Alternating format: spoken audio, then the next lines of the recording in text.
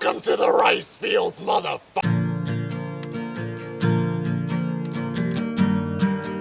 If you've been on the internet at all in the past 5 years, chances are you know Filthy Frank. You look stupid. Everyone else thinks you look stupid. God thinks you look stupid. Stop it. There's a category of people on YouTube that I find infuriatingly talented, and as raunchy and eccentric as George Miller was, I would argue he undeniably fits into that bracket.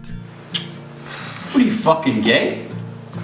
This is fun. For over half a decade, a man in the pink morph suit captivated an entire generation of young, edgy, borderline suicidal teens with an unbridled hunger for something different. I'm not a pussy. I'm not a pussy. I'm not a pussy. You know what the fuck you talking about? This is a tribute to Filthy Frank.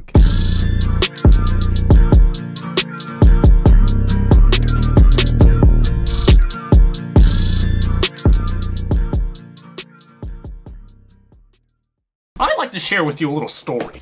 I remember back when I was a sophomore in high school. I was sitting in an AV class doing jack shit as usual. My dumb friend turns to me and says, Bro, watch this, as he slides me his old cracked iPhone 5. And on the screen in front of me, I just see this dweeby looking Asian guy walking around a park, slurping ravioli out of his shirt pocket. And my God, was it a sight to behold. Ravioli, ravioli.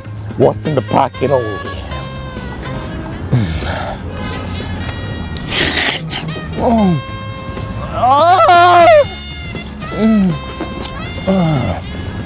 My lord. It's just a prank, bro. It's just a prank.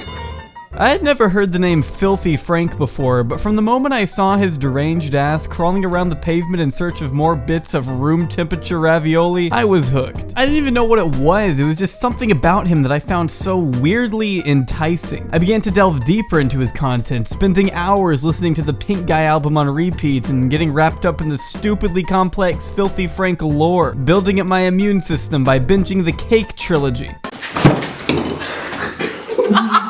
Sure, he wasn't exactly YouTube's golden boy, but I can tell you he was perfectly up my alley at 15 years old. Though by the time I found him, George was no stranger to YouTube. You probably remember the viral sensation and malignant tumor that was the Harlem Shake, and well, that was actually the world's first real glimpse at Pink Guy.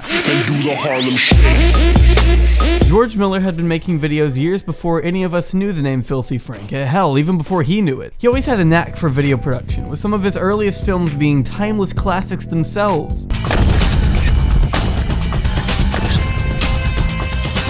Super speed! That's it! Take a load of my pimp stick! Yep. But after years of messing around with his friends on his old channel Disaster Music, he gifted the world what would soon become his magnum opus. Hey guys, it's Filthy Frank. Bigger, faster, and stronger. The good thing about going to a new school and all that is you get the new kids, right? The new kids. Now, what I like to do with the new kids is I like to create a whole different persona of myself. I like to be a completely different person. I'll give them like let's say a different name. Well, of course, these names are totally subtle, completely normal names. Dr. Marmalade Pigeon Shit. Now, when Filthy Frank burst onto the scene, people didn't exactly have mixed feelings about him. You either loved him or you hated him. Really not a whole lot of in between. Filthy Frank was not George Miller. It's important to note that these guys were regarded as two separate entities in the Filthy Frank omniverse, I guess. Frank was merely a character, a persona, summed up by the channel description as everything a person should not be. Frank was overtly racist, sexist, ignorant, and brash in every sense of the word. The Filthy Frank show itself was probably the most offensive series on YouTube at the time, as it deemed itself the most fucked up show on the internet, which I think we can all agree is a pretty fitting title. When the moon hits your eye like a big pizza pie, that's amore.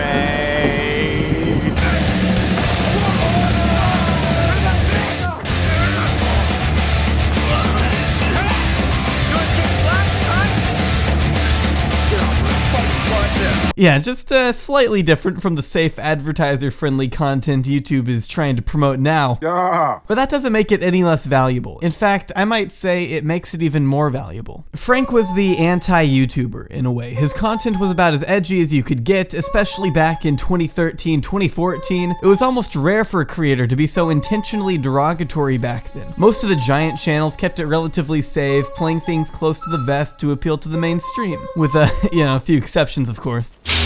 Damn, setting the bar at an all-time high with infamous videos like 100 life hacks, Just fucking do it! Yeah! People I Hate, Now, I don't go outside for obvious reasons like this, and this. and of course the Cake trilogy, because those were also things.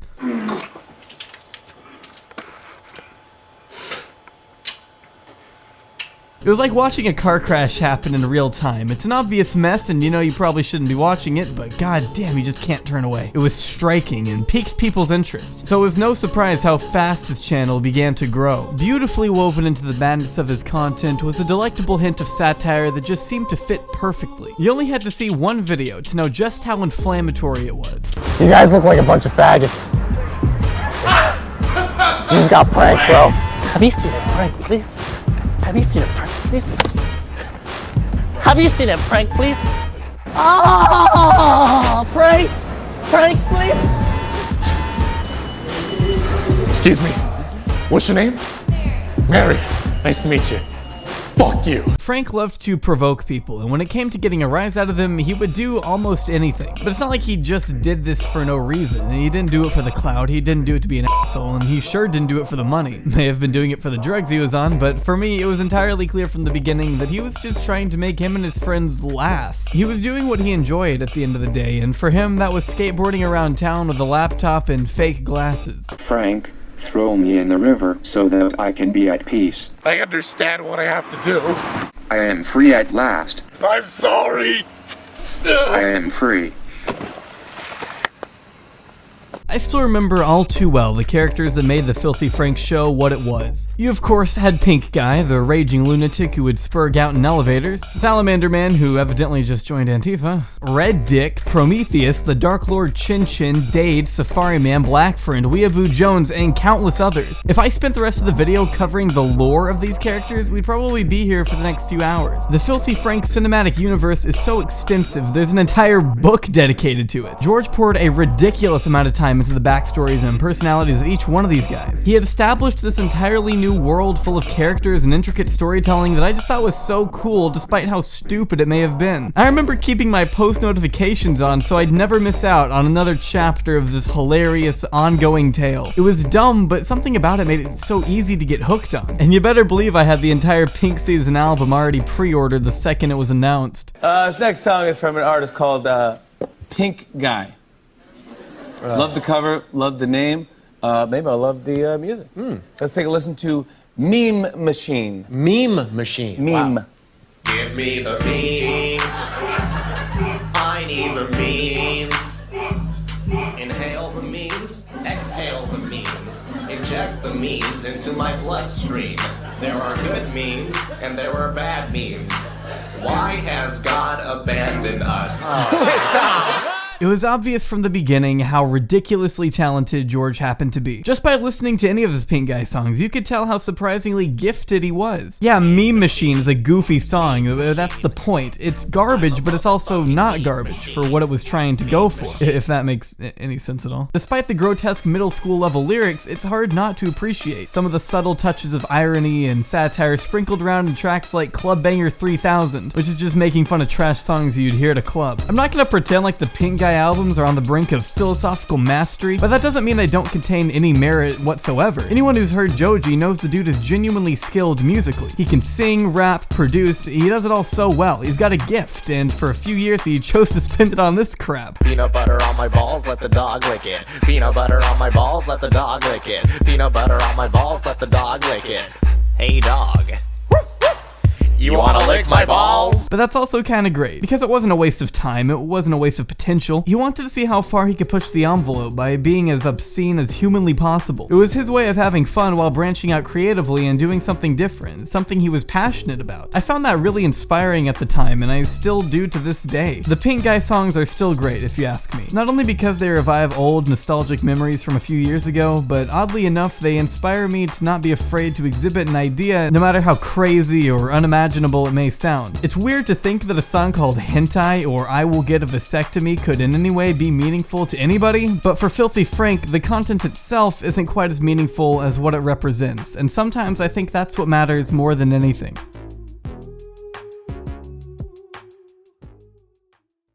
It doesn't take a genius to realize that YouTube has changed a lot since 2015. You can hardly get away with anything these days. There's a reason I censor myself when I say fucking shit and cock and pussy and ass. I don't want to get fucking demonetized, right? But with YouTube cracking down on vulgarity comes a wave of problems for creators like Mumkey Jones, IHE, Cody Ko, anyone who spits on their idealistic, squeaky clean image. And that includes Filthy Frank. Back in World War II, I'd tell the Japs to fuck off, and if they came onto my turf, I would scalp the fuck out of those coin slot-eyed Jap. I call it a cleansing. There's nothing wrong with a cleansing if it's for the greater good. Me likey. Me likey.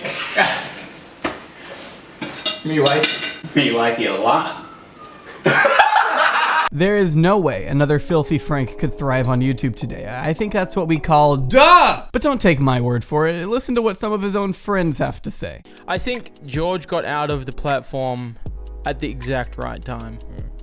Well, it's not even like he ditched either. It was more like he always had a passion for music, and he just saw the opportunity and he took it. Yeah, he built his platform and he did what he wanted to do. Filthy Frank was supposed to be a character that was not necessarily anyone. It was like, hey, we hate this guy. He was. I think it was the complete opposite of who he was as well in some sort of way. There were some things that he.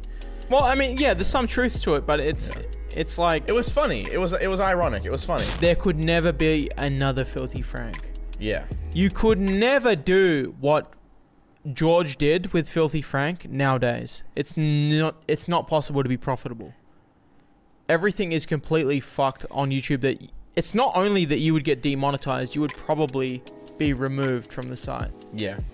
Like you would actually have your shit fucked. Susan Wojcicki has fucked the entire platform. Carry on. YouTube has become extremely self-conscious about their image over the past couple years. They care far too little about the average creator and far too much about their own reputation. And I get it, they want to be able to boast their platform to advertisers without a racially charged safari man running around a small college dorm to tarnish their entire image. The Filthy Frank show took off during a time when edginess was favored above nearly everything else. iDubbbz was gaining steam, Leafy was dominating the commentary genre, and the algorithm itself was favoring anything that had to do with drama. Frank rose to stardom during this time, with each video getting millions upon millions of hits. For a brief period of time, it was satisfying to see a channel as vulgar as Filthy Frank doing so well. This era of YouTube was certainly something to be grateful for, because it gave us all the taste of something new and different. Albeit offensive and shocking at times, it was refreshing, and I for one never wanted to see it end.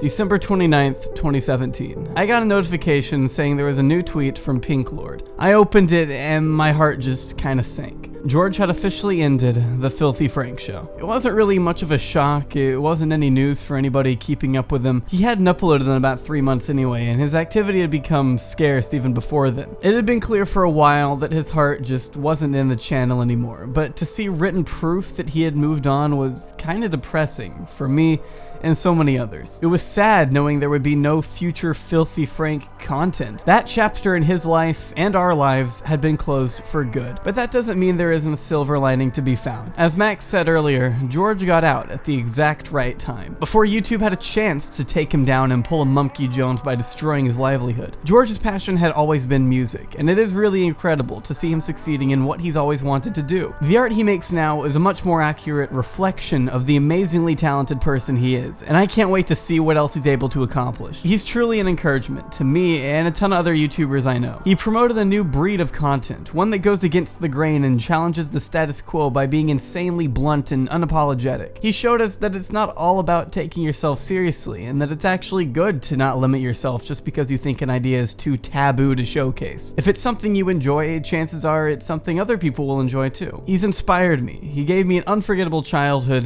and he made me laugh. And I still keep that bell on, just in case.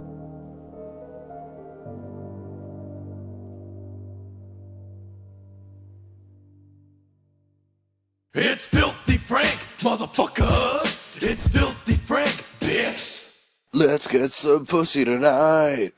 Hey, so I usually don't talk at the end of these, but I just kind of wanted to say a few things. First of all, thanks for making it this far. That's more than I expected, honestly. This video was a lot of fun, so I hope you enjoyed watching it as much as I did making it. I finally have a Patreon now, so if you want to support me or my work, if you can call it that, then feel free to lend me a few shekels. Not necessary, but really would go a long way if you feel so obligated. Lovely Susan kind of hates me, I think. So your support really does go a long way. For more consistent updates, you can follow me on Twitter at jaubreyYT since Jaubrey was taken. I post way too much there, way more than I do on this channel. Thanks again for watching. New videos coming soon. I got a thing on Tabuscus coming out relatively soon-ish? Yeah, I don't know. That's about it from me. So, you know, subscribe to PewDiePie and see you next time.